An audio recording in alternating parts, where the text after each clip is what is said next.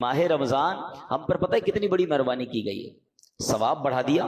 کتنا ثواب بڑھا؟ حدیثوں میں مضمون ملتا ہے کہ رمضان میں نفل کا ثواب فرض کے برابر، فرض کا ثواب 70 گنا کر دیا جاتا ہے۔ رمضان میں روزہ دار کا سونا بھی عبادت ہے۔ رمضان میں روزہ دار کے منہ سے افطار سے پہلے جو بو آتی ہے وہ اللہ کے نزدیک مشک کی خوشبو سے زیادہ بہتر ہے۔ رمضان کی پہلی رات جب آتی ہے اللہ اس امت پر نظر رحمت فرماتا ہے، اور اللہ جس پر نظر رحمت فرمائے اسے کبھی عذاب نہ دے گا۔ رمضان میں روزانہ افطار کے وقت 10 لاکھ گناہگار جہنم سے آزاد کر دیے جاتے ہیں۔ کیسے پیکج ہے؟ اچھا، رمضان میں جب جمعے کا دن آتا ہے، یعنی جمعرات کی مغرب سے جمعہ کی مغرب تک ہر گھڑی 10 لاکھ بخشے جاتے ہیں۔ وہ تو وارے نہیں آ رہے ہیں نا ساری زندگی میں، اور آپ دعا کرتے ہیں یا اللہ ہماری پکار سن لے، ہماری دعا سن لے۔ رمضان کی راتوں میں فرشتہ آواز لگاتا ہے کوئی مانگنے والا کہ اس کی دعا قبول کر لی جائے، ہے کوئی توبہ کا طلبگار اس کی توبہ قبول کی جائے۔ مگر سچ بتاؤ اس اسکیم سے کتنے لوگ فائدہ اٹھاتا؟ پھر رمضان کا پہلا عشرہ رحمت، دوسرا عشرہ مغفرت، آخری عشرہ جہنم سے آزادی کا عشرہ، آخری عشرے میں 5 طاق راتوں میں ایک رات وہ جسے لیلۃ القدر کہا گیا، 1000 مہینوں سے بہتر رات۔ اللہ اکبر، کتنی مہربانی کی اللہ نے ہم پر، یعنی ہر وہ سامان کر دیا گیا کہ میرا بندہ بخشا جائے۔ مگر سچ بتاؤ جو اس میں بھی نہ بخشا گیا، جو اس میں بھی غفلت کر لے تو اس کا کیا بنے گا؟ نہیں، پلیز اس آفر کو ضائع مت کرنا۔ دیکھیں ہمیں نہیں پتا پھر رمضان ملے نہ ملے۔ پچھلے سال کئی لوگ تھے جو ہمارے ساتھ تھے، اس سال نہیں ہے، کیا پتا اگلے سال ہم رمضان میں نہ ہو، ہمارے بارے میں باتیں ہوں کہ یار ہمارے ساتھ تھا ہمارا بھائی، اب نہیں ہے۔ تو اس رمضان کو غنیمت جاننا ہے، اپنی زندگی میں تبدیلی لائیں۔ زندگی پڑی ہے کھانے گھومنے پھرنے کمانے کے لیے، لوگ رمضان میں پیسے کمانے کی پلاننگ کرتے ہیں، نہیں، ساری زندگی پڑی ہے یار یہ کام کرنے کے لیے۔ اس مہینے میں عبادت، اللہ کو راضی کرنا ہے، اتنے گناہ ہیں اتنی خطائیں، اب تو توبہ کرنی ہے نا۔ رمضان میں نمازیں پڑھوں اور عبادتیں کروں۔ رمضان میں نیت کریں کہ ساری نمازیں باجماعت پڑھیں اور پوری تراویح پڑھیں۔ ہاں یہ بڑی گڑبڑ ہو گئی ہے آج کل، لوگ تراویح میں ڈنڈی مارنے لگ گئے ہیں۔ ایک تو ٹرینڈ آ گیا 3 روزہ تراویح، 5 روزہ تراویح، 7 روزہ تراویح۔ ٹھیک ہے اگر آپ 3 روزہ 5 روزہ پڑھ رہے ہیں، لیکن اس کا مطلب یہ نہیں کہ اس کے بعد باقی تراویح معاف ہو گئی ہے۔ تراویح چاند رات تک، عید کی چاند نظر آنے سے پہلے پڑھنی ہے۔ جس دن چاند نظر آ گیا اس دن نہیں پڑھنی، باقی پڑھنی ہے، اور 20 رکعت پوری پڑھنی ہے کہ یہ سنت مؤکدہ ہے۔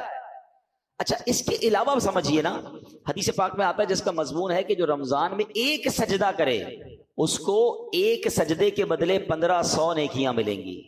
ہر سجدے پر جنت میں سرخ یاقوت کا محل عطا فرمایا جائے گا، اور فرمایا ایک درخت ایسا اسے جنت میں دیا جائے گا، اس کا سایہ اتنا بڑا ہوگا، اس کی ڈائمنشن اتنی بڑی ہوگی کہ گھڑ سوار یعنی ہارس رائڈر 500 سال تک دوڑتا رہے اس کا سایہ ختم نہیں ہوگا، یا اتنا سایہ ہوگا۔ اب مجھے بتاؤ یہ ہر سجدے پر انعام ہے۔ مبارک ہونے جو پوری تراویح پڑھتے ہیں، 20 تراویح پڑھیں تو کتنے سجدے ہو گئے؟ 40 سجدے ہو گئے۔ 40 سجدے پر 1500 نیکیاں ملے تو 60,000 نیکیاں، 40 جنت کے گھر، 40 جنت کے درخت ملتے ہیں اس کو جو پوری تراویح پڑھتا ہے۔ اب کچھ لوگوں نے 8 پڑھ کے چلے جانا ہے تو خود سوچے کتنا بڑا لاس کر رہے ہو اپنا۔ جو پڑھتے ہی نہیں وہ خود سوچے میں کتنا، بلکہ میں تو کہتا ہوں صرف تراویح کیوں، تہجد پڑھنا رمضان میں آسان ہو جاتا ہے۔ بندہ جو ہے وہ سحری میں تو اٹھتا ہی ہے، تو 2 رکعت تہجد پڑھ لے، 4 رکعت پڑھ لے، 12 رکعت تک پڑھی جا سکتی ہے۔ اللہ بس توفیق دے، ذہن مل جائے۔ اور سحری کے وقت دعا کرنا یہ خاص دعا کی قبولیت کا وقت ہے۔ اللہ کریم قرآن مجید میں کیا ارشاد فرماتا ہے؟ وَبِالْأَسْحَارِ هُمْ يَسْتَغْفِرُونَ، اور رات کے آخری پہروں میں بخشش مانگتے ہیں۔ یہ نیک لوگوں کا وصف قرآن میں بیان کیا۔ سحری میں اٹھیں، ایک تسبیح استغفار کی بھی پڑھ لیں، استغفر اللہ استغفر اللہ استغفر، دعا کریں، اور پھر سحری کر لیں، 10 منٹ پہلے اٹھ جائیں نا۔ یعنی ایک سجدے پر اگر مجھے ایک جنت کا گھر مل رہا ہے، جنت کا درخت مل رہا ہے، 1500 نیکیاں مل رہی، تو کیوں سستی کرنی ہے؟ ساری رات گھومنا پھرنا، کرکٹ کھیلنا، پتہ نہیں کھانا پینا، اسی میں قوم لگی ہوئی ہے۔ نہ کریں ایسا، ساری زندگی آپ کھا پی سکتے ہیں، رمضان اس لیے نہیں ہے۔ پلیز اچھے کام بھی کروں، گناہوں سے بھی بچوں، تو انشاءاللہ میرا رب، اللہ کی رحمت سے امید ہے مجھے فلاح پانے والوں میں شامل۔ سورہ کوثر، سورہ کوثر کا تعارف، مقام نزول۔ علامہ علی بن محمد خازن رحمت اللہ تعالی علیہ فرماتے ہیں سورہ کوثر جمہور مفسرین کے نزدیک مکیہ ہے اور بعض مفسرین کے نزدیک مدنیہ ہے۔ آیات، کلمات اور حروف کی تعداد، اس صورت میں 1 رکوع، 3 آیتیں، 10 کلمے اور 42 حروف ہیں۔ کوثر نام رکھنے کی وجہ، کوثر سے دنیا اور آخرت کی بے شمار خوبیاں مراد ہیں، اور جنت کی ایک نہر کا نام بھی کوثر ہے۔ اس سورت کی پہلی آیت میں یہ لفظ موجود ہے، اس مناسبت سے اسے سورہ کوثر کہتے ہیں۔ سورہ کوثر کے مضامین، اس سورت کا مرکزی مضمون یہ ہے کہ اس میں اللہ تعالیٰ نے اپنے حبیب صلی اللہ تعالی علیہ وآلہ وسلم کی مدحت بیان فرمائی ہے، اور اس میں یہ مضامین بیان ہوئے ہیں۔ نمبر 1، اس کی پہلی آیت میں اللہ تعالیٰ کے اس فضل و احسان کا بیان ہے جو اس نے اپنے حبیب صلی اللہ تعالی علیہ وسلم پر فرمایا۔ نمبر 2، دوسری آیت میں نبی کریم صلی اللہ تعالی علیہ وسلم سے فرمایا گیا کہ اللہ تعالیٰ کے فضل و احسان کے شکریے میں نماز پڑھتے رہیں اور قربانی کریں۔ نمبر 3، تیسری آیت میں فرمایا گیا کہ جو اللہ تعالیٰ کے حبیب صلی اللہ تعالی علیہ وآلہ وسلم کا دشمن ہے وہی ہر خیر سے محروم ہے۔ سورہ ماعون کے ساتھ مناسبت، سورہ کوثر کی اپنے سے ماقبل سورت ماعون کے ساتھ مناسبت یہ ہے کہ سورہ ماعون میں کافروں اور منافقوں کی جو صفات بیان کی گئیں ان کے مقابلے میں سید المرسلین صلی اللہ تعالی علیہ وآلہ وسلم کے اوصاف سورہ کوثر میں بیان کیے گئے۔ بسم اللہ الرحمن الرحیم۔ ترجمہ، اللہ کے نام سے شروع جو نہایت مہربان رحمت والا ہے۔ اِنَّا أعطيناك الكوثر فصل لربك وانحر إن شانئك هو الأبتر۔ ترجمہ، اے محبوب، بے شک ہم نے تمہیں بے شمار خوبیاں عطا فرمائیں تو تم اپنے رب کے لیے نماز پڑھو اور قربانی کرو، بے شک تمہارا دشمن ہی ہر بھلائی سے محروم ہے۔ إِنَّا أَعْطَيْنَاكَ الْكَوْثَرَ۔ اے محبوب، بے شک ہم نے تمہیں بے شمار خوبیاں عطا فرمائیں۔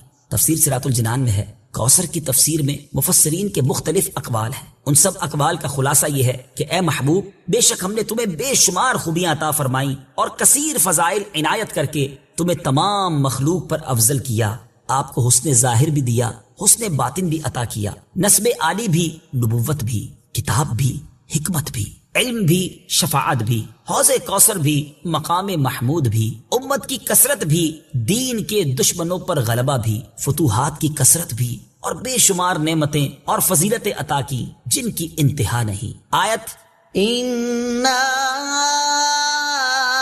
أَعْطَيْنَاكَ الْكَوْثَرَ سے حاصل ہونے والی معلومات، اس سے 5 باتیں معلوم ہوئی۔ نمبر 1، اللہ تعالیٰ نے اپنے حبیب صلی اللہ تعالی علیہ وآلہ وسلم کو کوثر عطا کر دی ہے، کیونکہ یہاں یہ نہیں فرمایا گیا کہ ہم آپ کو کوثر عطا کریں گے، بلکہ یہ فرمایا کہ بے شک ہم نے آپ کو کوثر عطا کر دی۔ نمبر 2، اللہ تعالیٰ کی اپنے حبیب صلی اللہ تعالی علیہ وآلہ وسلم پر یہ عطا ان کے نبی اور رسول ہونے کی وجہ سے نہیں، بلکہ آپ علیہ الصلوۃ والسلام کی ذات کی وجہ سے ہے، جو شان محبوبیت کی صورت ہے، کیونکہ یہاں یہ فرمایا أَعْطَيْنَاكَ،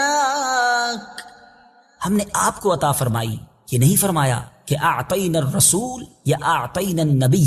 نمبر 3، تاجدار رسالت صلی اللہ تعالی علیہ وآلہ وسلم پر یہ عطا کسی عبادت اور ریاضت کی وجہ سے نہیں ہے، بلکہ ان پر یہ عطا اللہ تعالیٰ کے عظیم فضل اور احسان کی وجہ سے ہے، کیونکہ یہاں عطا کا ذکر پہلے ہوا اور عبادت کا ذکر بعد میں ہوا۔ نمبر 4، اللہ تعالیٰ نے آپ کو کوثر کا مالک بنا دیا ہے، تو آپ جسے چاہیں جو چاہیں عطا کر سکتے ہیں۔ نمبر 5، سید المرسلین صلی اللہ تعالی علیہ وآلہ وسلم کی مدحت خود رب تعالیٰ فرماتا ہے۔ اعلیٰ حضرت امام احمد رضا خان علیہ الرحمت الرحمان فرماتے ہیں، انا اعطیناک الکوثر، ساری کثرت پاتے یہ ہیں، ٹھنڈا ٹھنڈا، میٹھا میٹھا، پیتے ہم ہیں، پلاتے یہ ہیں۔ اور ایک اور جگہ فرماتے ہیں نا، اے رضا خود صاحب قرآن ہے، مداح ہے حضور، تجھ سے کب ممکن ہے پھر مدحت رسول اللہ کی۔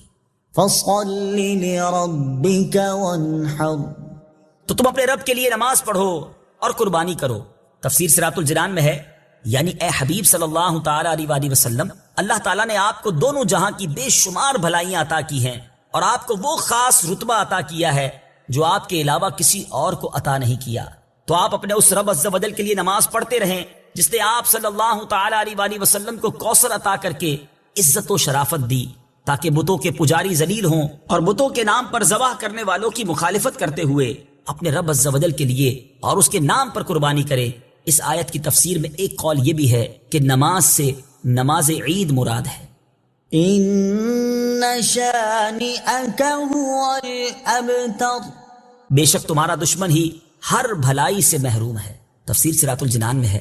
شان نزول: جب سید المرسلین صلی اللہ تعالی علیہ وآلہ وسلم کے فرزند حضرت قاسم کا وصال ہوا تو کفار نے آپ کو ابتر یعنی نسل ختم ہو جانے والا کہا، اور یہ کہا کہ اب ان کی نسل نہیں رہی، ان کے بعد اب ان کا ذکر بھی نہ رہے گا اور یہ سب چرچا ختم ہو جائے گا. اس پر یہ سورہ کریمہ نازل ہوئی اور اللہ تعالیٰ نے ان کفار کا بالغ رد فرمایا، اور اس آیت میں ارشاد فرمایا کہ اے حبیب صلی اللہ تعالی علیہ وآلہ وسلم، بے شک تمہارا دشمن ہی ہر بھلائی سے محروم ہے، نہ کہ آپ، کیونکہ آپ کا سلسلہ قیامت تک جاری رہے گا. آپ کی اولاد میں بھی کثرت ہوگی اور آپ کی پیروی کرنے والوں سے دنیا بھر جائے گی. آپ کا ذکر ممبروں پر بلند ہوگا. قیامت تک پیدا ہونے والے عالم اور واعظ اللہ تعالیٰ کے ذکر کے ساتھ آپ کا ذکر کرتے رہیں گے، اور آخرت میں آپ کے لیے وہ کچھ ہے جس کا کوئی وصف بیان ہی نہیں کر سکتا. تو جس کی یہ شان ہے وہ ابتر کہاں ہوا؟ بے نام و نشان اور ہر بھلائی سے محروم تو آپ کے دشمن ہیں. اعلیٰ حضرت امام احمد رضا خان رحمت اللہ تعالی علیہ اس صورت کی تفسیر بیان کرتے ہوئے فرماتے ہیں، عاص بن وائل شقی نے جو صاحبزادہ سید المرسلین صلی اللہ تعالی علیہ وآلہ وسلم کے انتقال پرملال پر حضور کو ابتر یعنی نسل بریدہ کہا، حق تعالی نے فرمایا إنا أعطيناك الكوثر. بے شک ہم نے تمہیں خیر کثیر عطا فرمائی کہ اولاد سے نام چلنے کو تمہاری رفعت ذکر سے کیا نسبت. کروڑوں صاحب اولاد گزرے جن کا نام تک کوئی نہیں جانتا، اور تمہاری ثنا کا ڈنکا تو قیامت تک اکناف عالم اور اطراف جہاں میں بجے گا، اور تمہارے نام نامی کا خطبہ ہمیشہ ہمیشہ اطباق فلک آفاق زمین میں پڑھا جائے گا. پھر اولاد بھی تمہیں وہ نفیس و طیب عطا ہوگی جن کی بقا سے بقائے عالم مربوط رہے گی. اس کے سوا تمام مسلمان تمہارے بال بچے ہیں، اور تم سب مہربان ان کے لیے کوئی نہیں، بلکہ حقیقت کار کو نظر کیجئے تو تمام عالم تمہاری اولاد مانوی ہے کہ تم نہ ہوتے تو کچھ بھی نہ ہوتا، اور تمہارے ہی نور سے سب کی آفرینش ہوئی. اسی لیے جب ابو البشر آدم تمہیں یاد کرتے تو یوں کہتے، یا ابنی صورتن و ابایا معنن، اے ظاہر میں میرے بیٹے اور حقیقت میں میرے باپ. پھر آخرت میں جو تمہیں ملنا ہے اس کا حال تو خدا ہی جانے. جب اس کی یہ عنایت بے غایت تم پر مبذول ہو تو تم ان اشقیاء کی زبان درازی پر کیوں ملول ہو؟ بلکہ فصل لربك وانحر. رب کے شکرانے میں اس کے لیے نماز پڑھو اور قربانی کرو.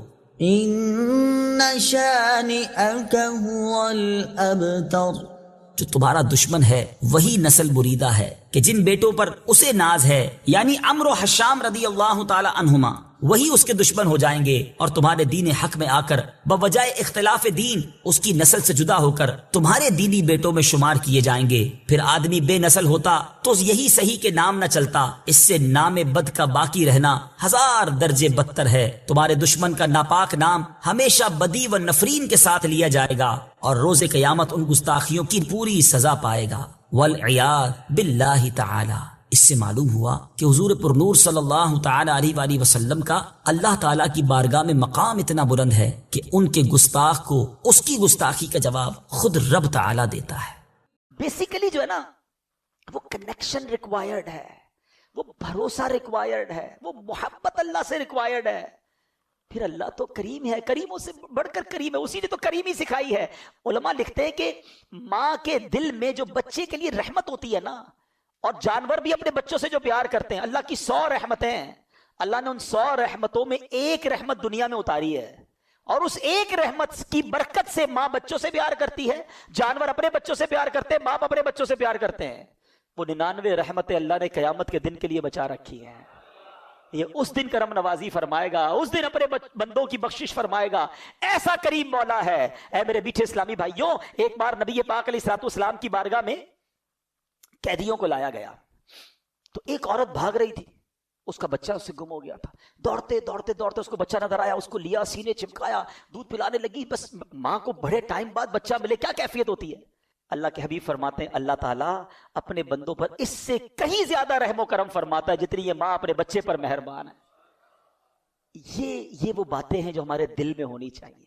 انفارچونیٹلی ہم اللہ سے ہی بدگمان ہو جاتے ہیں. اللہ مجھے کچھ دیتا نہیں ہے، اللہ نے مجھے کچھ دیا نہیں ہے، اللہ سے کیا مانگوں جناب، کچھ ہوتا تو ہے نہیں. یہ نہ کیا کرو. اللہ سے دوستی کر لو. اللہ سے بڑھ کر ہم پر کوئی کرم نواز نہیں. اسی نے سب کچھ دیا ہے. ہماری ایک بات کوئی نہ مانے نا ہم اس سے ناراض ہو جاتے ہیں, 2-3 بار نہ مانے تو اس سے دوستی ختم کر دیتے ہیں, نوکری سے نکال دیتے ہیں, بچہ زیادہ تنگ کرے بچے کو باپ گھر سے نکال دیتا ہے. ہم میں سے کوئی 30 سال کا بیٹھا ہے, کوئی 40 سال کا, کوئی 50 سال کا. کبھی سوچنا ہم نے اللہ کی اب تک کتنی نہیں مانی ہے, کتنی نافرمانیاں کی ہیں. کبھی ایسا ہوا کہ یار آج نظر نہیں آ رہا, کیوں؟ بس یار وہ صبح حرام دیکھ لیا تھا, اللہ نے آنکھیں لے لی ہیں. آج سنائی نہیں دے رہا کچھ, بھائی کیوں سنائی نہیں دے رہا؟ آج صبح اللہ کی نافرمانی کی, حرام سن لیا, اللہ نے کان دیے تھے اسی نے سماعت واپس لے لی. یار آج کچھ میں بول نہیں پا رہا ہوں, اشارے کر رہا ہوں, کیوں؟ بس وہ جھوٹ بول دیا, حرام بول دیا, گالی نکالی, اللہ نے زبان واپس لے لی. وہ کچھ واپس نہیں لے رہا, وہ دیے جا رہا ہے, ہم اس کی نافرمانی کیے جا رہے ہیں. مگر کیوں توبہ نہیں کرتے, کیوں اس کو راضی کرنے کی طرف نہیں آتے؟ اے میرے میٹھے اسلامی بھائیوں, آج میں یہ چاہتا ہوں ہم سب مل کر اپنی زندگی کا ایک نصب العین بنا لیں, اپنی زندگی کا ایک ٹارگٹ بنا لیں کہ میں نے اگر سب سے زیادہ کسی سے محبت کرنی ہے تو اپنے رب سے کرنی ہے. میں اپنے رب کا بندہ ہوں, وہ میرا خالق ہے, وہ میرا مالک ہے, اس کی مہربانیاں ہیں مجھ پر, وہ خطاؤں پر بھی عطائیں برسا رہا ہے, وہ میرے عیبوں پر پردہ ڈال رہا ہے, پھر میں اسے کیوں ناراض کروں؟ دیکھو اللہ کی نافرمانی سے بچنے کے 2 طریقے ہیں. ایک تو یہ ہے کہ بندہ اس لیے نافرمانی نہ کرے کہ وہ عذاب میں ڈالے گا, خوف سے, ڈر سے بندہ اللہ کی فرما برداری کرے, یہ ٹھیک ہے جو کرتا ہے. مگر اس سے اپر لیول پتہ ہے کیا ہے؟ کہ اللہ کی محبت میں اللہ کی نافرمانی نہ کرے, میرا رب ناراض نہ ہو جائے. اتنا کریم, اتنا پیارا رب, وہ مجھ سے ناراض ہو جائے, میں ایسے کام کروں جس سے وہ ناراض ہو جائے, یہ کام نہیں کرنا. میرے میٹھے اسلامی بھائی, وہ کیسا گناہوں کو معاف کرنے والا ہے. حضرت موسیٰ علیہ السلام کا دور تھا اور اس دور میں بارش نہیں ہو رہی تھی. حضرت موسیٰ علیہ السلام نے پورے گاؤں کے, شہر کے لوگوں کو جمع کیا اور ایک بڑے میدان میں چلے گئے. Approximately 70,000 people over there. دعا ہونے لگی, بارش نہیں ہوئی, بادل بھی کوئی نہیں آیا, وہی دھوپ. آپ کلیم اللہ ہیں, آپ نے اللہ سے عرض کی, مولا بارش نہیں ہو رہی, مولا کریم کرم فرما. تو ارشاد ہوا, اے موسیٰ اس مجمع میں ایک بندہ ایسا ہے جو 40 سال سے میری نافرمانی کر رہا ہے, مجھے ناراض کر رہا ہے. اے موسیٰ جب تک یہ بندہ اس مجمع میں ہے بارش نہیں ہونی. حضرت موسیٰ نے کہا, یا اللہ میں کیسے اس بندے کو تلاش کروں؟ کہ موسیٰ تم آواز لگاؤ, اے وہ بندے جو اللہ کی نافرمانی کرتے ہو نکل جاؤ مجمع سے. کہ یا اللہ 70,000 لوگ ہیں, میری آواز کیسے پہنچے گی؟ ارشاد ہوا, موسیٰ آواز لگانا تمہارا کام ہے, پہنچانا ہمارا کام ہے. حضرت موسیٰ کھڑے ہو گئے, کہا اے لوگوں تمہارے اندر ایک بندہ ہے جو 40 سال سے اللہ کی نافرمانی کر رہا ہے, خدا کے واسطے اس مجمع سے نکل جا, تو وہ بدبخت ہے جس کی وجہ سے بارش نہیں ہو رہی. اب وہ بندہ جو تھا وہ مجمع میں ہی تھا, وہ سمجھ تو گیا کہ بات تو میرے بارے میں ہو رہی ہے, میں ہی ہوں جو 40 سال سے اللہ کی نافرمانی کر رہا ہوں. پہلے اس نے رائٹ دیکھا, پھر اس نے بائیں دیکھا, شاید کوئی اور ہو, کوئی نہیں کھڑا ہوا. اب اس نے کیا کیا؟ سنو, توبہ کس کو کہتے ہیں؟ توبہ کے لیے کوئی اجتماع کرنے کی ضرورت نہیں ہے, کوئی بہت بڑا اہتمام کرنے کی ضرورت نہیں ہے, بس ایک کنیکشن چاہیے, یہ سیکنڈوں میں ہو جاتی ہے. وہ دل کی کیفیت ریکوائرڈ ہے. اس بندے نے کیا کیا سنو, کہتا یا اللہ آج مجھے ذلیل ہونے سے بچا لے, میں مانتا ہوں میں ہی وہ ہوں جس کی وجہ سے بارش نہیں ہو رہی ہے, میں نے 40 سال تیری نافرمانی کی ہے, مگر اے اللہ اگر آج میں کھڑا ہو گیا پورے شہر والوں کو پتہ چل جائے گا کہ میں وہ بدبخت ہوں جس کی وجہ سے بارش نہیں ہو رہی. بس اللہ آج بچا لے, آج ذلیل ہونے سے بچا لے, اب وعدہ کرتا ہوں نہیں کروں گا. پتہ ہے کیا ہوا؟ بادل آئے اور بارش برسنا شروع ہو گئی. حضرت موسیٰ نے کہا یا اللہ بندہ تو کوئی نہیں گیا, نکلا تو کوئی نہیں, اے اللہ یہ بارش کیسے ہو گئی؟ اللہ نے کیا فرمایا کہ موسیٰ اس بندے نے مجھ سے دوستی کر لی ہے. میرا بندہ جو میری نافرمانی کرتا تھا نا, اس نے دوستی کر لی ہے. سنو حضرت موسیٰ کیا کہتے ہیں, کہتے ہیں یا اللہ اب وہ بندہ تو ملا دے جس نے تجھ سے دوستی کر لی, میں اس سے ملنا چاہتا ہوں. سنو میرے رب کا فرمان. رب فرماتا ہے موسیٰ جب میرا وہ نافرمان تھا میں نے اس کو پھر چھپائے رکھا تھا, اب تو فرما بردار ہو گیا کہ تجھے کیسے بتا دوں وہ کون ہے. یہ ہے توبہ. کیا کیا اس نے کوئی اجتماع نہیں کیا, کوئی دعائیں لمبی چوڑی نہیں کی, بس الندم التوبہ, شرمندگی توبہ ہے, सच्ची तौबा, बस अब नहीं करूंगा, ये कमिटमेंट होना चाहिए। ऐसा ही एक वाकया हजरत उमर रदी अल्लाह तआला का दौर है। हजरत उमर का जलाल, आपकी अदालत है। एक बार आप जा रहे, एक बंदा सामने से आया, उसके हाथ में शराब की बोतल। हजरत उमर हो और शराबी शराब की बोतल के साथ पकड़ा जाए तो गया ना रेड हैंडेड। हजरत उमर ने कहा बताओ क्या है। उसने बोतल छुपा दी, बताओ क्या है। वो बंदा कहता है हुजूर इसमें सिरका है। थी शराब, कहता है हुजूर इसमें सिरका है। हजरत उमर ने कहा दिखाओ क्या है इसमें। आप जरा तसव्वुर कीजिए, इमेजिन कीजिए, एक बंदा सामने खड़ा हो, हजरत उमर यहां खड़े हैं, वो बंदा सामने खड़ा है। ये कितनी देर की बात है, कितनी देर की कॉन्वर्सेशन है, सेकंड्स। बोतल हाथ में छुपाई हुई है, कि दिखाओ क्या है। उस शराबी ने क्या किया, उसने उसी वक्त अल्लाह को पुकारा, अल्लाह आज बचा ले, अल्लाह उमर के आगे जलील होने से बचा ले, अब शराब नहीं पीऊंगा, अल्लाह आज पकड़ा गया तो मारा जाऊंगा, बस आज बचा ले मालिक।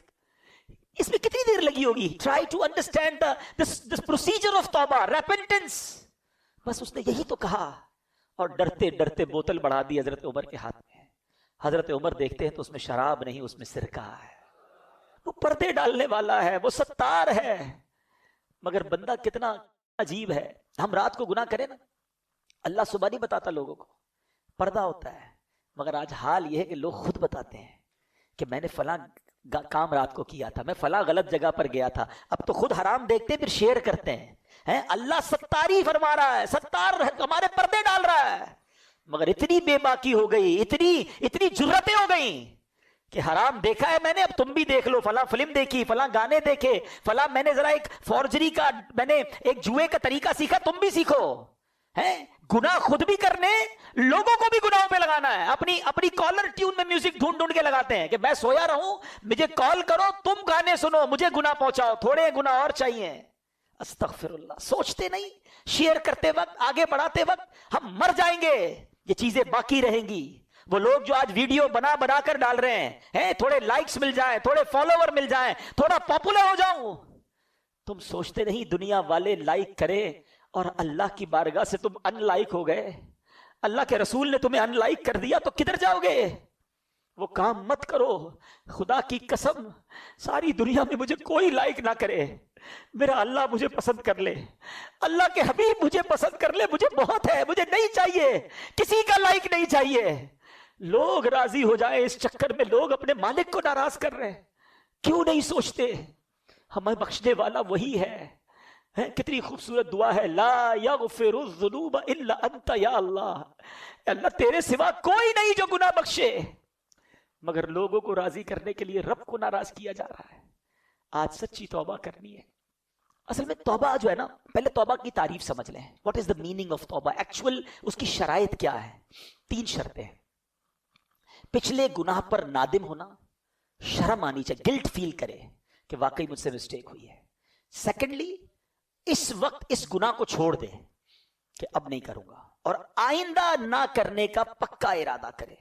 हमारी तौबा भी बाज़ औक़ात तो ऐसी होती है जिसकी मजीद तौबा की आदत है, या अल्लाह मेरी तौबा, या अल्लाह तौबा है, अब नमाज या अल्लाह पढ़ूंगा, कल फजर पढ़ने का प्लान नहीं है फिर भी तौबा कर रहे हैं, या अल्लाह हराम नहीं देखूंगा, कल देखने के लिए फिल्में लेकर रखी हुई हैं। ये तौबा नहीं है। तौबा की तो अब ना करने का पक्का इरादा, गुनाह छोड़ दे।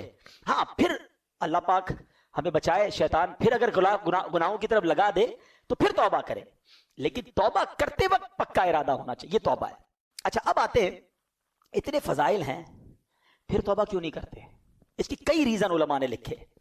एक रीजन पता है क्या है, गुनाहों की जो लज्जत है ना वो डायरेक्ट मिल जाती है, सवाब का इनाम तो मिलता नहीं है। इंसान जो है इसकी साइकी क्या है, जो कैश मिलता है ना वो ले लेता है, और जो बाद में मिलने वाला है उसको छोड़ देता है। लेकिन अब अगर दुनिया की लॉजिक के जरिए मैं आपको समझाऊं कि अगर आपको डॉक्टर कहता है कि आपका शुगर लेवल बढ़ रहा है, कोलेस्ट्रॉल लेवल बढ़ रहा है, आप चिकना मत खाइएगा वरना हार्ट अटैक हो सकता है। हम हलाल खानों से रुक जाते हैं। पराठा खाना हलाल है ना, चीज खाना हलाल है ना, रुक जाते हैं। क्यों?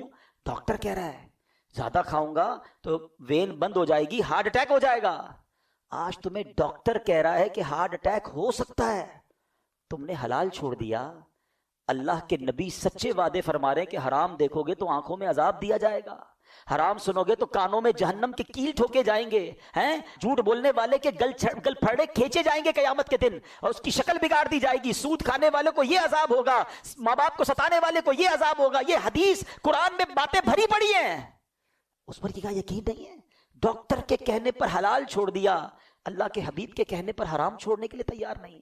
یہ سچے وعدے ہیں، یہ عذاب ہوں گے اگر نہیں مانو گے تو اس بات کو انڈرسٹینڈ کرنا چاہیے۔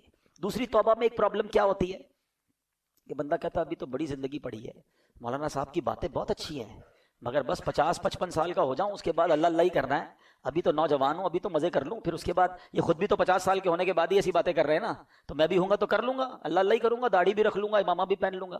یہ بھی شیطان کا بہت بڑا وار ہے۔ کوئی ہے ایسا اتنے سارے پڑھے لکھے لوگوں میں کہ اس بات کی گارنٹی ہو کہ اگلے رمضان تک ہم زندہ رہیں گے؟ ہے بھائی؟ کوئی ہاتھ اٹھائے؟ نہیں ہے؟ اچھا، رمضان تو چھوڑو، عید تک زندہ رہنے کی کسی کے پاس گارنٹی ہے؟ کوئی ایک؟ اچھا نہیں ہے، چلو عید کو بھی چھوڑ دیتے ہیں۔ ابھی میں اور آپ مسجد سے زندہ باہر نکلیں گے، اس کی گارنٹی ہے؟ آگاہ اپنی موت سے کوئی بشر نہیں، سامان 100 برس کا ہے، پل کی خبر نہیں۔ جب پل کی خبر نہیں ہے تو توبہ میں ڈیلے کیوں کر رہے ہو؟ ہم کیسے گارنٹی لے سکتے ہیں کہ ہم بوڑھے ہو کر ہی مریں گے؟ دیکھیں، دنیا میں ہم ایک سیکوینس سے آئے ہیں، پہلے میرے دادا آئے تھے، پھر والد آئے، پھر میں آیا، پھر میرے بچے، پھر میرے پوتے، ایسا ہی ہے نا؟ جانے کی سیکوینس یہ نہیں ہے، ضروری نہیں ہے یہ سیکوینس ہو، دادا موجود ہوتا ہے، پوتا چلا جاتا ہے۔ جانے میں ہم سب کو کچھ نہیں پتا کہ ہماری کب باری آئے گی، تو توبہ فوراً کرنی ہے، گناہ ہو گیا پھر توبہ کرنی ہے۔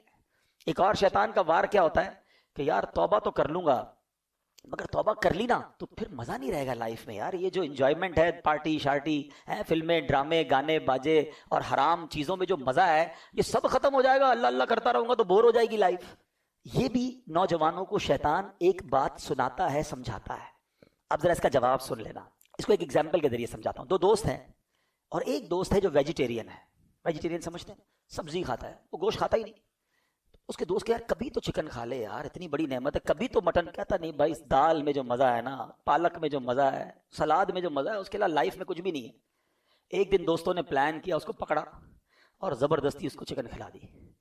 چکن کھائی کر تھوڑی اور کھلاؤ یار، یار یہ تو بڑی کمال کی، میں ساری زندگی سبزی ہی کھاتا رہا، ہٹاؤ اس کو، ذرا مٹن چکھاؤ۔ اوئے ہوئے، اور بڑی نعمت۔ اب اس کو پتا چلا کہ بہترین کھانے تو یہ تھے، میں ساری زندگی ویجیٹیرین بنا رہا۔ ایگزامپل کے لیے سمجھائیے، اب ذرا تسلی سے سمجھنا۔ جس کو اصل میں فلموں، ڈراموں، گانوں باجوں، شراب کی محفلیں، جوئے کی محفلیں اور رنگ و سرور، اور جس کو حرام محفلیں کہیں، اس کا لطف ہے نا، اس کو لگتا ہے مزہ اسی میں ہے، اس کو پتہ ہی نہیں کہ نعت خوانی کا لطف کیا ہے۔ اس نے کبھی یاد رسول میں آنسو بہائے ہی نہیں ہیں۔ اس کو بے پردہ اور بے حیا عورتوں میں بڑا لطف آتا ہے، اس کو یہ نہیں پتا کہ عشق رسول میں جب رات گزرتی ہے، یاد نبی میں روتے روتے کیسی گزری رات نہ پوچھو، تہجد پڑھنے کا لطف کیا ہے، وضو کر کے کیسا ریلیکس فیل کرتے ہیں، نماز پڑھ کے نکلتے ہیں تو کیسا برڈن ریلیز ہوتا ہے۔ پرابلم یہ ہے کہ جس نے گناہوں والی لائف گزاری ہے وہ سمجھتا ہے مزہ ہی اسی میں ہے۔ ارے اس میں مزہ نہیں ہے، کیونکہ مجھے اور آپ کو رب نے بنایا ہے۔ دنیا کا دستور ہے، مینوفیکچررز نوز ویری ویل، بنانے والا بتاتا ہے کہ اس چیز کا فنکشن کیا ہے۔ آپ جب کوئی گاڑی خریدتے ہیں، ساتھ ایک کتاب آتی ہے، گھڑی خریدتے ہیں، چھوٹی سی بک آتی ہے، اس کے فنکشنز کیا ہیں، کون سا بٹن کیا ہے۔ مجھے اور آپ کو کس نے بنایا ہے؟ کس نے بنایا ہے؟ کون بتائے گا سکون کہاں ہے؟ اللہ ہی بتائے گا نا۔ اللہ نے بنایا، وہ خالق ہے، سکون کدھر ہے وہ بتائے گا، مزہ کدھر ہے وہ بتائے گا۔ اس نے اپنے کلام میں بتا دیا، الا بذکر اللہ تطمئن القلوب، بے شک اللہ کے ذکر میں دلوں کا چین ہے۔ چین یہی ہے، بھاگتے رہو جدھر بھی جاؤ، لیکن چین سے دور رہو گے۔ اب ملتا کیوں نہیں ہے؟ Last point. مولانا صاحب بات تو بڑی اچھی کی، میں تو آتا ہوں مسجد میں دل ہی نہیں لگتا، نیند آنے لگتی ہے، بیان سنتا ہوں تو نیند آتی ہے، 3 گھنٹے کی فلم میں آنکھ بند نہیں ہوتی ہے، نیند آتی تو اڑ جاتی ہے، اللہ اللہ کرتا ہوں، قرآن پڑھتا ہوں، آدھا رکوع پڑھتا ہوں تو آنکھ بند ہو جاتی ہے۔ آپ کہتے ہیں چین اس میں ہے، سکون اس میں ہے، مجھے تو سکون نہیں ملتا، میں تو مسجد میں آتا ہوں تو بے قرار ہو جاتا ہوں۔ ہاں، اب اس کا جواب لے جاؤ، پھر بات کو کمپلیٹ کرتے ہیں۔ 2 باتیں ہیں، روایتوں کا مضمون ہے۔ مومن مسجد میں ایسا ہے جیسا مچھلی پانی کے اندر ہے، اور مسجد کے باہر ایسا ہے جیسا fish out of the water.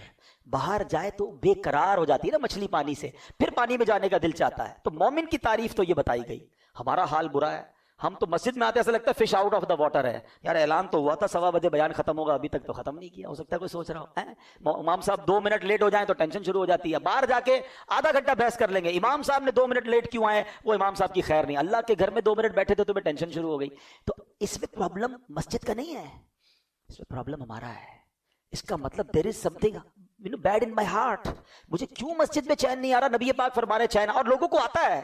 جس کو نہیں آتا وہ یہ نہ سمجھے کسی کو نہیں آتا. یقین کرے الحمدللہ اس وقت پوچھو کئی دل ایسے ہوں گے جن کا دل نہیں چاہ رہا کہیں اور جانے کا. خدا کی قسم جو اس وقت سکینہ دل پر نازل ہو رہا ہے کہ کتنا لطف آ رہا ہے, کتنی رحمت محسوس ہو رہی ہے. میں کہاں بیٹھا ہوں؟ میرے رب کے گھر میں بیٹھا ہوں, میرے اللہ کا ذکر کر رہا ہوں. اس سے اچھی زندگی کا مقصد کیا ہے؟ اگر ابھی موت آتی ہے تو اس سے اچھی موت کیا ہے؟ یہ کیفیت بنتی ہے لوگوں کی جن کو سکون آتا ہے. تو جس کو نہیں آتا وہ اپنا پرابلم چیک کرے کہ there is something wrong in my heart. بالکل یہی مسئلہ ہے کہ اللہ نے قرآن میں فرمایا, لا ریب کتاب ہے نا, قرآن میں تو شک نہیں ہے. اللہ نے فرمایا اللہ کے ذکر میں دلوں کا چین ہے, مجھے کیوں نہیں مزہ آتا؟ اس کا مطلب میرے دل میں پرابلم ہے. اب اس کو دنیاوی مثال سے سمجھا دیتا ہوں. جب آپ کو بخار ہوتا ہے, کھانا اچھا لگتا ہے؟ نہیں, کھانا بھی اچھا نہیں لگتا, پینا بھی اچھا, بچے بھی اچھے نہیں لگتے. بندہ بولتا ہے یار مجھے کچھ اچھا نہیں لگ رہا بھائی, لیکن کھانا نہیں چھوڑتے آپ, کیونکہ یو نو ویری ویل یہ 5-6 دن کا مسئلہ ہے. کھانا تو پڑے گا نا, تھوڑے دنوں بعد بخار ختم ہوگا تو ٹیسٹ آنا بھی شروع ہو جائے گا. بالکل یہی کانسیپٹ یہاں سمجھ لو. سجدے میں دل نہیں لگ رہا, نماز میں دل نہیں لگ رہا, تلاوت میں دل نہیں لگ رہا, کرتے رہنا. جس دن گناہوں کی بیماری دور ہوئی تمہیں سجدوں کی لذت ملنا شروع ہو جائے گی, تمہیں تلاوت کا سکون ملنا شروع ہو جائے گا. ہاتھ اٹھاؤ گے تو آنسو بہنا شروع ہو جائیں گے. نبی پاک کا نام لوگے تو تمہارا دل بے قرار ہو جائے گا. ذکر مدینہ ہوگا تو تمہاری آنکھیں بہنا شروع ہوگی. پرابلم یہ ہے ابھی بیمار ہے, ابھی دل پر گناہوں کا ورق چڑھا ہوا ہے. چھوڑ کے مت جانا مسجد, اللہ سے دور مت جانا, آج توبہ کر کے جانا ہے. میں اپنے دل کی کیفیت کیا بتاؤں, جیسے رمضان جا رہا ہے دل پر ایک خول طاری ہو رہا ہے کہ یہ مسجدیں پھر ویران ہو جائیں گی, پھر لوگ دور چلے جائیں گے. کیا اس بار بھی ایسا کرو گے؟ کیا اس بار بھی اللہ سے دور ہو جاؤ گے, اس رحمان کے در سے دور ہو جاؤ گے؟ ایسا مت کرنا. اس بار اپنی زندگی کا اس رمضان کو تاریخی اور ٹرننگ پوائنٹ بنا دو. اس بار اللہ سے میں دور نہیں جاؤں گا, اس بار میں جڑا رہوں گا. ارے مجھے بتاؤ تو صحیح, اللہ نے روزے کیوں فرض کیے؟ میں بات آج شروع سے قرآن کی کر رہا ہوں, میں آپ کو قرآن کے ذریعے میسج دینے کی کوشش کر رہا ہوں, اور اس بات کو بھی ریپیٹ کرتا جاتا ہوں کہ قرآن پڑھا کریں, سمجھا کریں, سب کچھ موجود ہے قرآن میں. اللہ نے فرمایا what is the reason of روزہ, یا ایھا الذین آمنوا کتب علیکم الصیام, اے ایمان والو تم پر روزے فرض کیے, کما کتب علی الذین من قبلکم, جیسا کہ پچھلے لوگوں پر فرض کیے گئے. What is the reason? Because لعلکم تتقون, اے ایمان والو تاکہ تم تقوی حاصل کرو. ارے یہ روزے تو تقوی دینے آئے تھے, اللہ کے قریب کرنے آئے تھے. اچھا انڈیلیبریٹلی یا ڈیلیبریٹلی ہم اللہ پر کتنا مضبوط بھروسہ کر رہے ہیں. افطار سے پہلے کوئی کھانا نہیں کھا رہا, چھپ کے کوئی پانی نہیں پی رہا. کیوں نہیں پی رہا؟ کون دیکھ رہا ہے؟ کوئی نہیں دیکھ رہا. کون دیکھ رہا ہے؟ ارے تمہیں اتنا بھروسہ اللہ دیکھ رہا ہے. پیاس لگی ہے پھر بھی جوس نہیں پی رہے, فروٹ نہیں کھا رہے, وضو کر رہے ہو کلی اندر نہیں ڈالنے دے رہے, ایک قطرہ گلے میں نہ چلا جائے, وضو خانے پہ بھی کوئی نہیں دیکھ رہا. مگر کون دیکھ رہا ہے؟ جب اللہ دیکھ رہا ہے تم پانی نہیں پی رہے, کھانا نہیں کھا رہے, کیا وہ رب رمضان کے بعد نہیں دیکھے گا کہ تم نماز نہیں پڑھ رہے, تم مسجد سے دور ہو گئے, تم حرام کاموں میں چلے گئے ہیں؟ پلیز یہ رمضان بیسیکلی نیٹ پریکٹس سمجھتے ہیں نا بچے, سمجھیں گے کہ پہلے نیٹ پریکٹس ہوتی ہے تاکہ بڑے مقابلے کے لیے آپ تیار ہوں. رمضان میری اور آپ کی شیطان سے فائنل فائٹ کے لیے نیٹ پریکٹس کرائی گئی کہ 30 دن بند کر دیا, مہینہ پورا اسے, اے میرے بندو نمازیں پڑھ لو, تلاوت کر لو, تقوی حاصل کر لو, اب تیار ہو جاؤ, تمہارا مقابلہ ہونے والا ہے. مگر لگتا ایسا ہے کہ پہلی رات ہی بولڈ ہو جاتے ہیں. ادھر چاند نظر آیا, ادھر مسجد ویران. کیا اس بار بھی ایسا کرو گے؟ بولتے نہیں ہم, لیکن کیا میسج جا رہا ہے؟ شیطان تو بند تھا نا تب ہم اللہ کے بندے تھے, اب تو آزاد ہو گیا, ہم تیرا استقبال ویلکم کریں گے تجھے, اب تیری رضا والے کام کریں گے. یہ اللہ کو ناراض نہیں کرتی ہوں گی باتیں, یہ انداز, یہ سٹائل, یہ میسج. ارے دو شیطان کو جواب کہ تجھے اب جو کرنا ہے کر لے, ہم اب اللہ کے قریب ہو گئے ہیں, ہمارا ایمان مضبوط ہو گیا ہے, اب تو نہیں بہکا سکے گا ہمیں. مرد ہو تو لو نا چیلنج کہ کچھ بھی ہو جائے, آج کے بعد میری کوئی نماز قضا نہیں ہوگی, رمضان کے بعد بھی قضا نہیں ہوگی, ہم حرام روزی کے قریب بھی نہیں جائیں گے, حرام نہیں دیکھیں گے, حرام نہیں سنیں گے, حرام نہیں بولیں گے. ہاں پھر مانگیں گے اللہ سے, اللہ توبہ کی تو ہے, بچانا تو نے ہے, ہم کمزور ہیں, ہم نے پہلے بھی توبہ کی، شیطان کھینچ لیتا ہے، ڈال دیتا ہے گناہ میں۔ اللہ تو مدد کرنا، ہماری کمزور ہے، شیطان کے واروں سے تو ہی بچائیو مالک، یہ ہم اللہ سے مانگیں گے۔ مگر پہلے دل کی گہرائیوں سے توبہ تو کرے نا، اللہ کے قریب ہونے کا وعدہ تو کرے نا، اور پھر اس کے لیے ایک سٹیپ فارورڈ کرنا ہوگا۔ وہ سٹیپ کیا ہے کہ ہمیں اب اچھا ماحول اختیار کرنا ہوگا۔ ایسا نہیں ہو سکتا کہ میں نیک بھی بننا چاہوں اور شرابیوں میں رہوں، میں ایسے لوگوں میں رہوں کہ نماز پڑھوں تو میرا مذاق اڑاتے ہیں۔ ایسے بھی تو دوست ہیں نا کہ رمضان کے بعد نماز پڑھے، بولے کیا ہو گیا بھائی، خیر تو ہے، بس جمعہ پڑھ لینا، تو کدھر جا رہا ہے؟ ایسے دوست نہیں چاہیے جو میری نیکی میں رکاوٹ بنے۔ اگر آپ کو نیک بننا ہے تو نیک ماحول اپنا ہے۔ اللہ نے دعوت اسلامی کا ماحول دیا ہے، خدا کی قسم یہ احسان ہے اس امت پر، امیر اہل سنت کا، لاکھوں کروڑوں نوجوانوں کو بدل کے رکھ دیا ہے۔ ہمیں تو اپنی اوقات بھی یاد ہے ہم کیا تھے، اگر یہ ماحول نہ ہوتا تو پتہ نہیں ہم بھی کہاں ہوتے۔ تو میں آپ سے بھی گزارش کروں گا کہ اگر چینج ہونا چاہتے ہو نا، اگر اب واقعی نیکیوں والی زندگی گزارنی ہے تو نیک لوگوں کے ساتھ کنیکٹ ہو جائیں، دعوت اسلامی کے اجتماعات میں شرکت کریں، مدنی چینل دیکھیں، مدنی قافلوں میں سفر کریں، ایسی محافل تلاش کر کے ڈھونڈیں تاکہ ہمارے دل پر اثر رہے۔ میں بس یہ چاہتا ہوں اللہ مجھے بھی سچی توبہ نصیب کرے، آپ کو بھی نصیب کرے، اور ہم بدل جائیں۔ آمین بجاہ النبی الامین صلی اللہ علیہ وسلم۔ الحمدللہ رب العالمین والصلاة والسلام علی سید المرسلین، یا ارحم الراحمین یا ارحم الراحمین یا ارحم الراحمین، یا ربنا یا ربنا یا ربنا یا ربنا یا ربنا، یا اللہ یا رحمان یا رحیم، یا اللہ یا رحمان یا رحیم، یا اللہ یا رحمان یا رحیم۔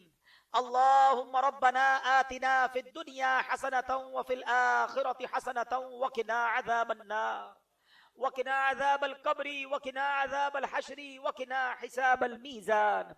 اللہم اجرنا من النار، اللہم اجرنا من النار، اللہم اجرنا من النار۔ اللہم انک عفو کریم تحب العفو فاعف عنا یا کریم، فاعف عنا یا غفور۔ اللہم انا نسألک الامن یوم الخوف، اللہم انا نسألک الامن یوم الخوف، ربنا حاسبنی حسابا یسیرا۔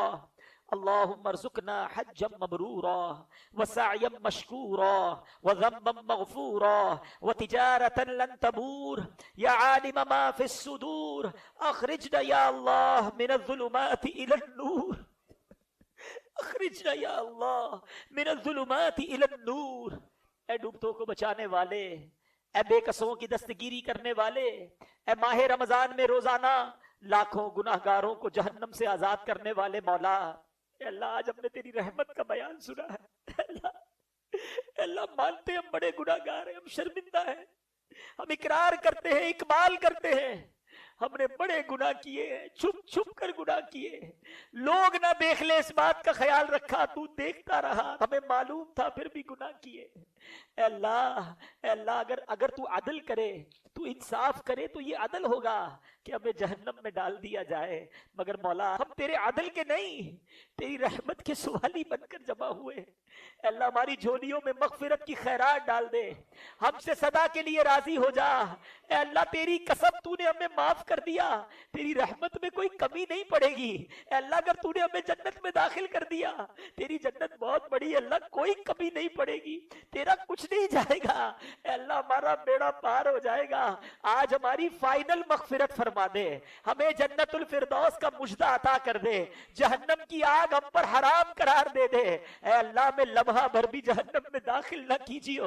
اے کریم ہمارے صغیرہ گناہ بھی معاف کر دے، ہمارے کبیرہ گناہ بھی معاف کر دے، ہمارے چھپ کر کیے ہوئے گناہ بھی معاف کر دے، ہمارے اعلانیہ گناہ بھی معاف کر دے۔ اے اللہ تو نے معاف نہ کیا تو کدھر جائیں گے؟